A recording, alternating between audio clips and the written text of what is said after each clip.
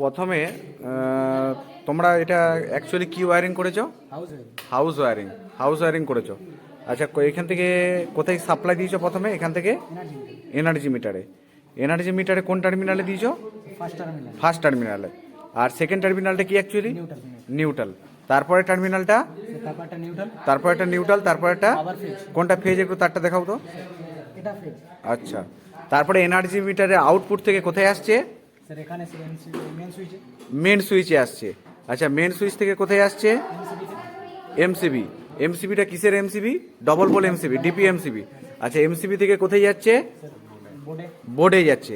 এবারে বোর্ড থেকে তোমরা বিভিন্ন লোডে ভাগ হয়ে যাচ্ছে। আচ্ছা, এই ধারে এই যে এই ধারে যে সুইচগুলো আছে, এটা অপারেট করো তো দেখি একটু।